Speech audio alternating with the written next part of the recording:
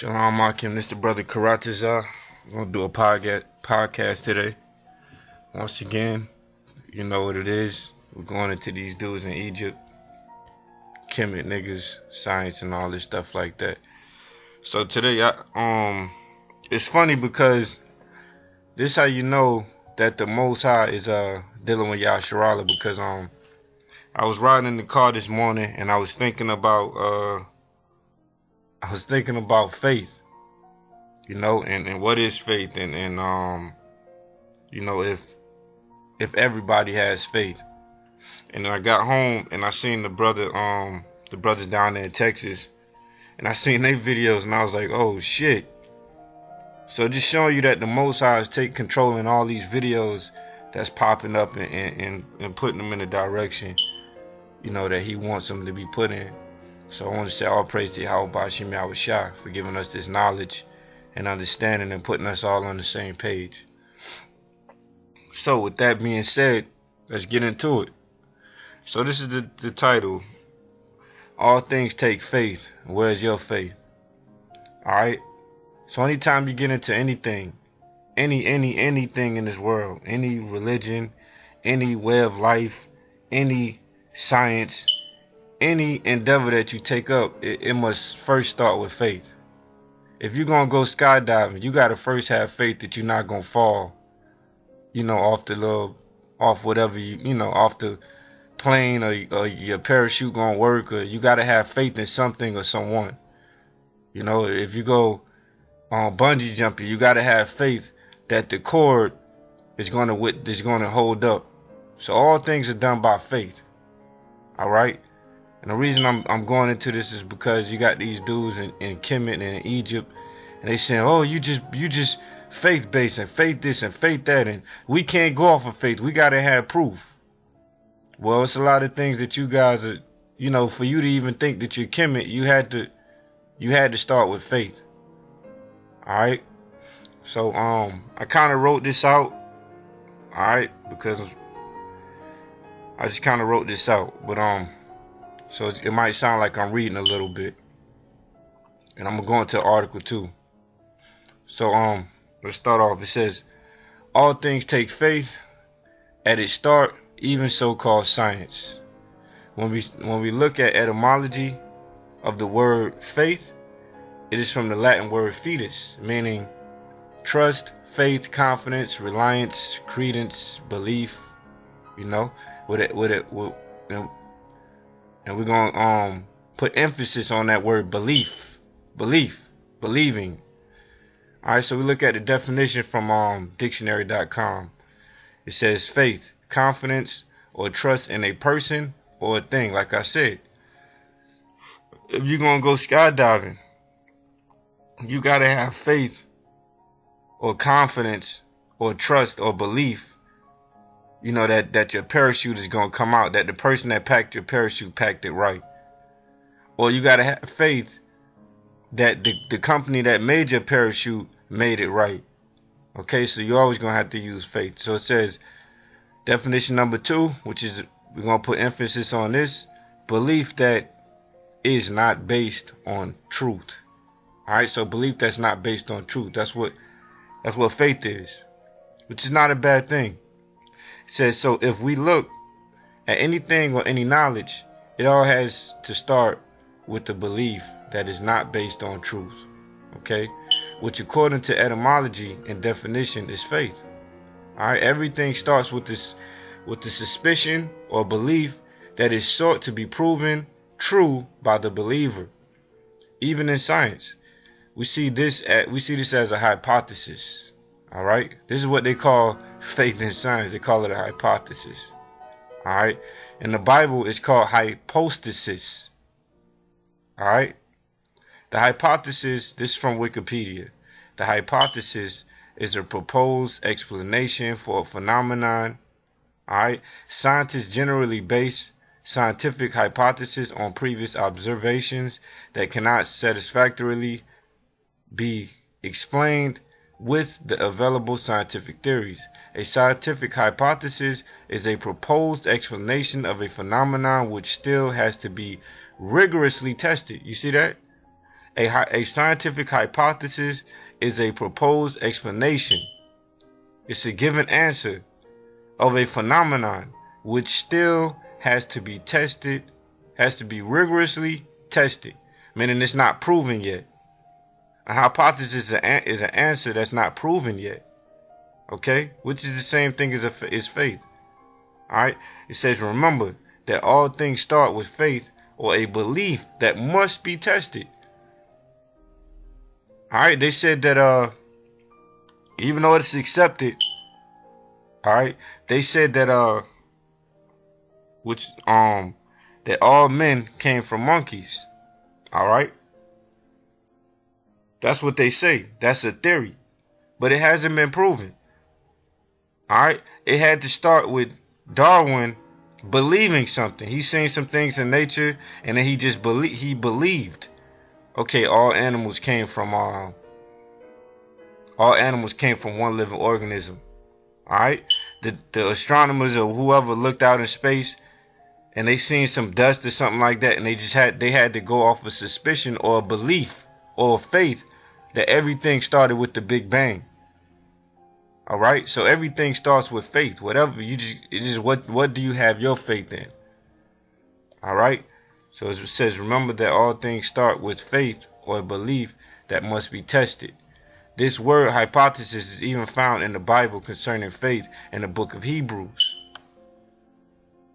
All right, when you look at the book of Hebrews chapter 11 verse 1, it says, now faith is the substance of things hoped for, the evidence of things not seen. Now when you go behind this word substance here in the Greek, is G5287, hypostasis. Check out, it sounds like hypothesis. Check it out, hypostasis. It says meaning a placing under or foundation of something. When we look at the etymology of hypothesis, we get Greek hypothesis, basis of an argument, literally a placing under. Now check it out. Hypothesis, and the word in the Bible hypostasis, or hypostasis, has the same meaning, a placing under. What does that mean? A foundation. So a hypothesis is a foundation. All right, a hypostasis, or the word substance in the Bible, means a foundation. All right, it says so this means that a belief or faith, as it's called in the Bible, is the foundational belief in which all concepts of truth or science must begin with. After one has his belief, faith, or hypothesis, then he must go about testing to find his proof of evidence, as seen in the aforementioned book of Hebrews. Let's go back to Hebrews 11 and 1. Gonna break it down some more.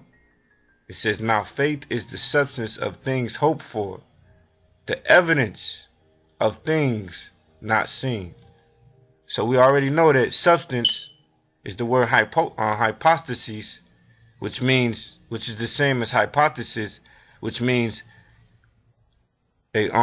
which basically, if we just sum it up, it means a foundation. All right, now we're looking at the word evidence, the evidence of things not seen. What is this word evidence? The Greek word for evidence is G1650. It's elekos, something like that. It means that by which a thing is proved or tested.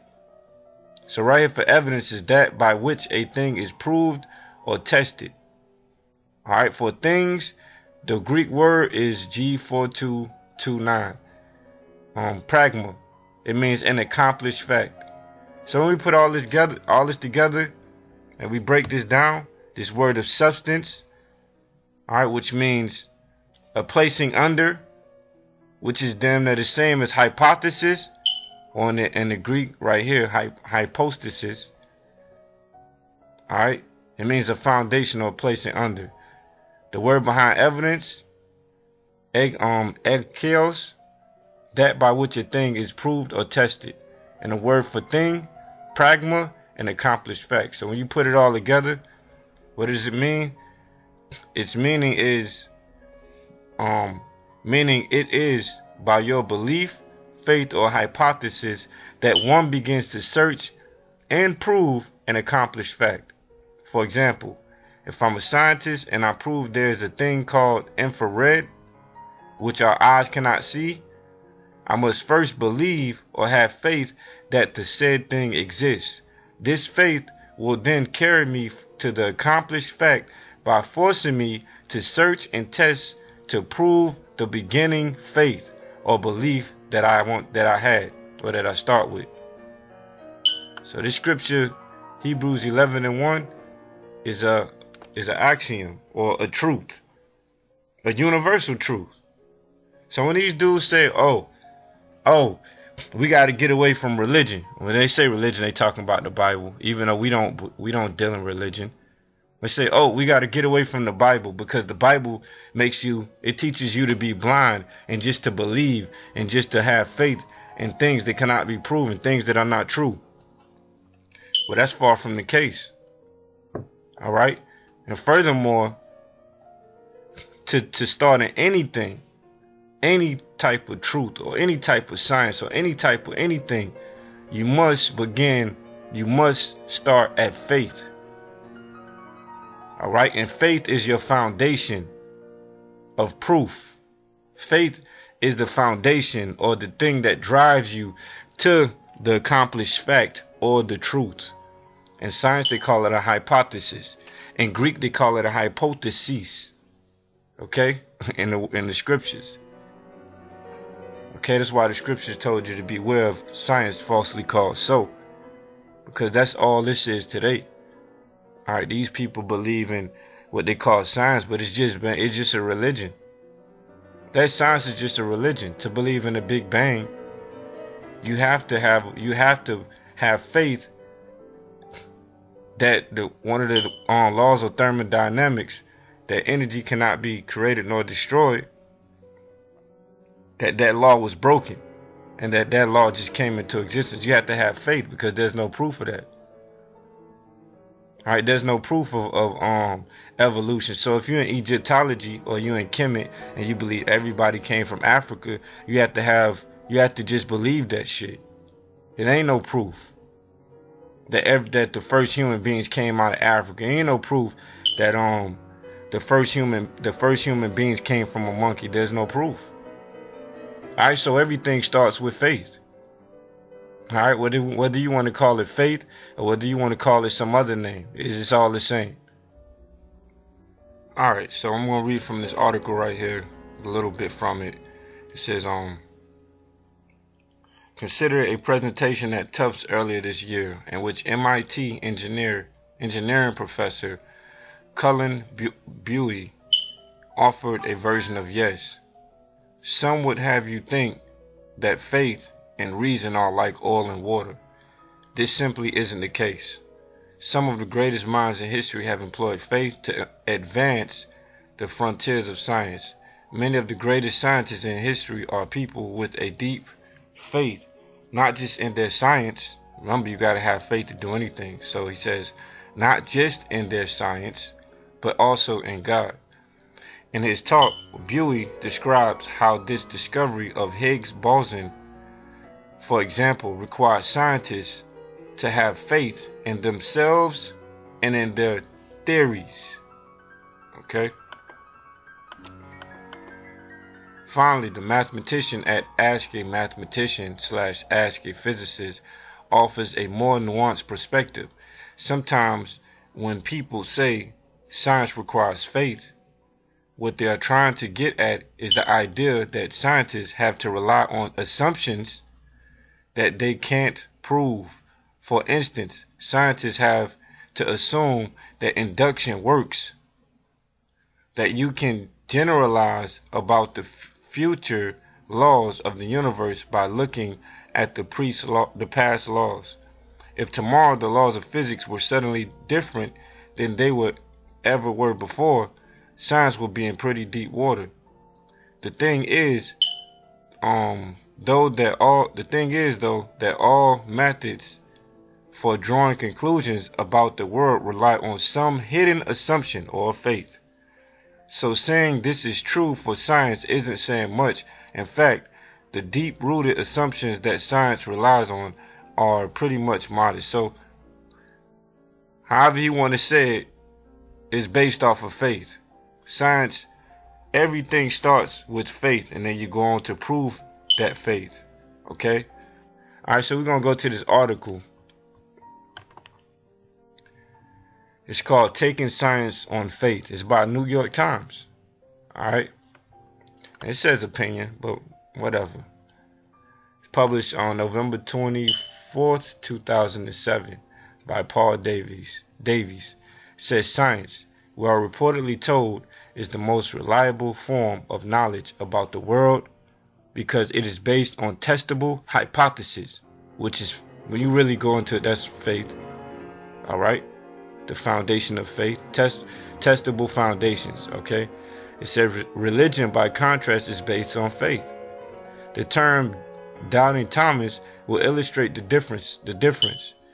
In science, a healthy skepticism is a professional necessity, whereas in religion, having belief without evidence is regarded as a virtue.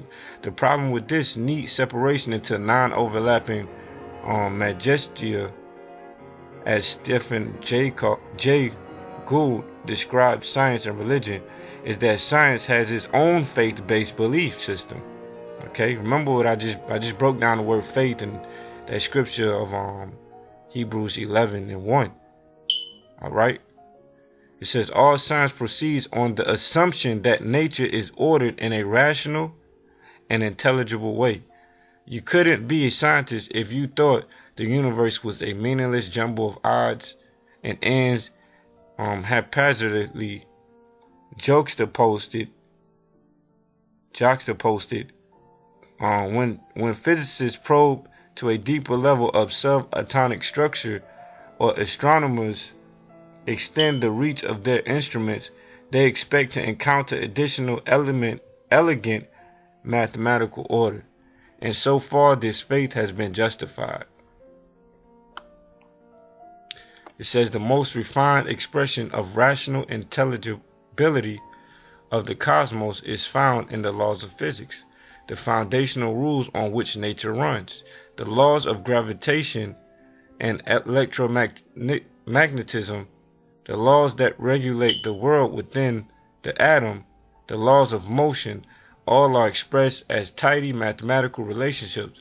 But where do these laws come from? And why do they have the form that they do?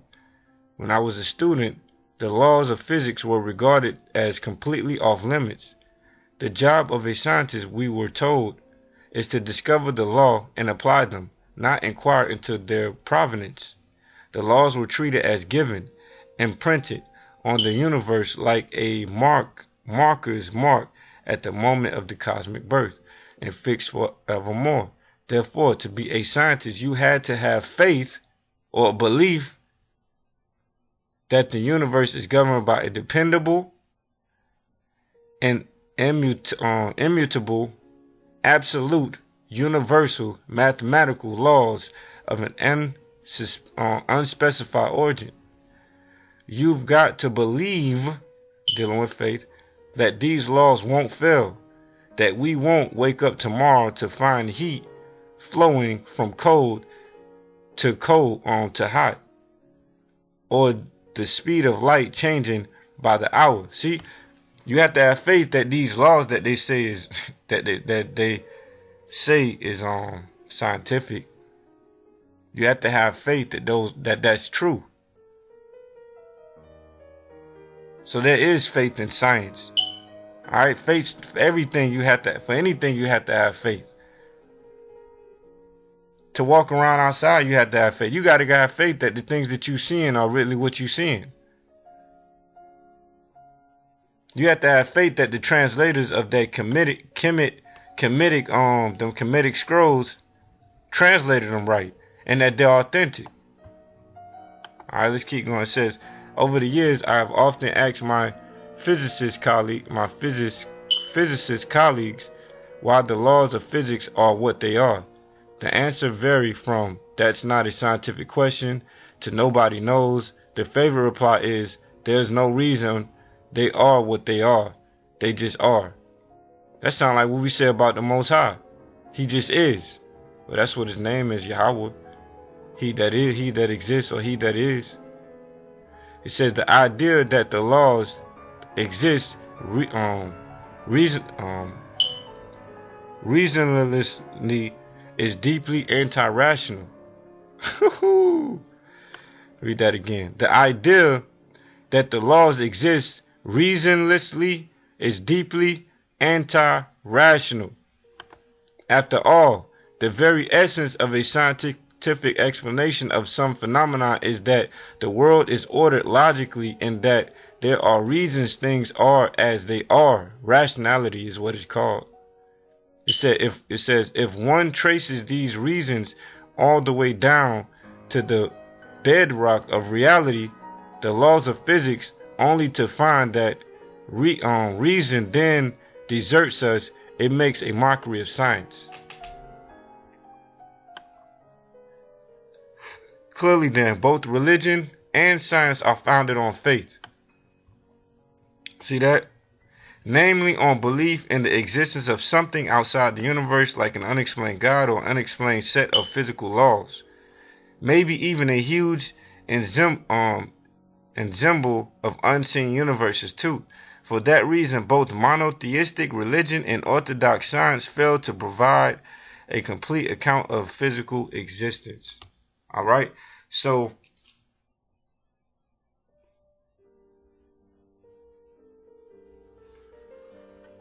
I want to read some more. Hold on. It says, this charade of feelings is no surprise because the very notion of physical law is a theological one in the first place, a fact that makes many scientists squirm. Isaac Newton's first got the idea of absolute, universal, perfect, immutable laws from the Christian doctrine that God created the world and ordered it in a rational way. Christians envisage God as upholding a natural order from beyond the universe, while physicists think that of their laws as inhabitable and abstract, transcendent realm of perfect mathematical relations.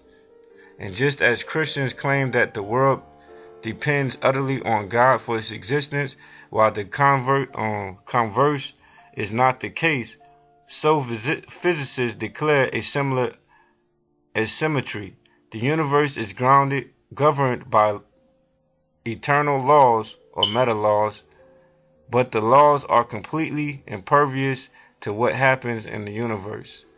Alright, so going back to this one line what this dude said, clearly, then both religion and science are founded on faith. So I'll take it even further. Clearly, all things are grounded on faith, whether it be science, religion, way of life, or anything. All things and all research are founded, as the scriptures say, on theosis. All things are founded on faith or belief, whether you be in Egyptology, or whether you be in Yasharallah, or whether you be an atheist. Because even you have a faith. You believe that there's no God. There's no proof that there's no God. Alright? Alright, so with that, my name is CHAARAWTAZA. I'll praise YAHAWASHI, double honor to my elders, GREATMILLSTONE. Peace and blessings to the brothers out there teaching this truth and sincerity. With that I say, YAHAWASHI, Barakathum, Shalom Akim.